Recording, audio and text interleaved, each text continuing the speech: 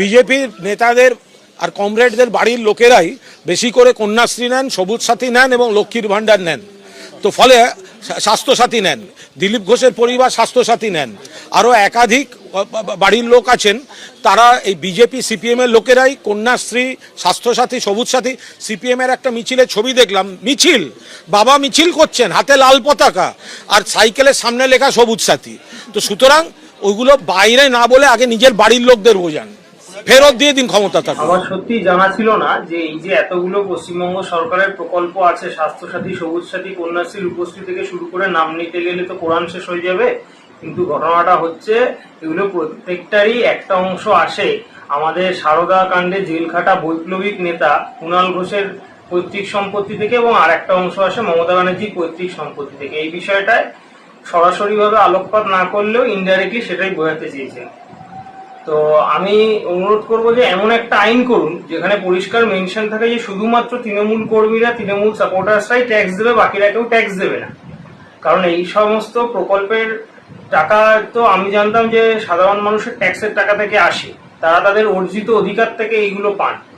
কিন্তু আপনারা যদি এরকম বলতে থাকেন যে সরকার আমাকে সুবিধা দিচ্ছে বলে সরকারের কোনো ভুল ত্রুটি সম্বন্ধে কিছু বলতে পারবো না, তাহলে এটাই করা হোক যে আমরা ট্যাক্সও দেবো না, আমরা বিরুদ্ধে কোনো কথাও বলবো না, মিটে গেল।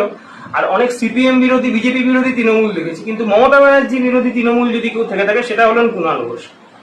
একটু বলে দিই তো, মমতা ব্যানার্জি এত এই যাবৎকাল যত জায়গায় ওনার সোর্স অফ ইনকাম দেখিয়েছেন সেটাতে উনি পরিষ্কার করে বলেছেন একটাই কথা, যে ওনার ফ্যামিলি দুধের ব্যবসা ছিল। তো দুধের ব্যবসা যখন উনি করেছেন নিশ্চয়ই ট্রেড লাইসেন্স ছাড়া করেননি।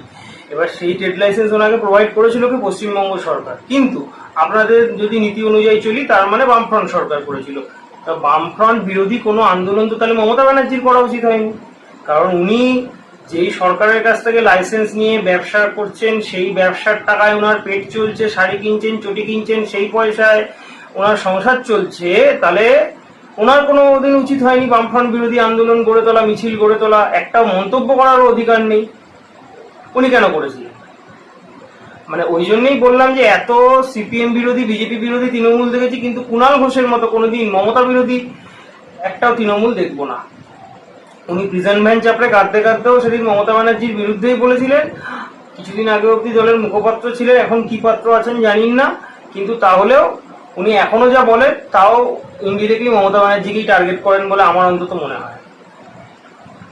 তো ওই জন্যই বললাম একটা পরিষ্কার করে একটা আইন আনুন সারা পশ্চিমবঙ্গে, আমরাও খুশি মনে মেনে নেব যে শুধুমাত্র তৃণমূল কর্মীরাই ট্যাক্স দেবে, বাকিরা কেউ ট্যাক্স দেবে না, তারাই সুবিধা নেবে, বাকিরা কেউ সুবিধাও নেবে না। আর ততদিন পর্যন্ত যারা যা কিছু পাচ্ছে সেটা তাদের অর্জিত অধিকার থেকে পাচ্ছে, কারো বাবার সম্পত্তি থেকে কিছু পাচ্ছে।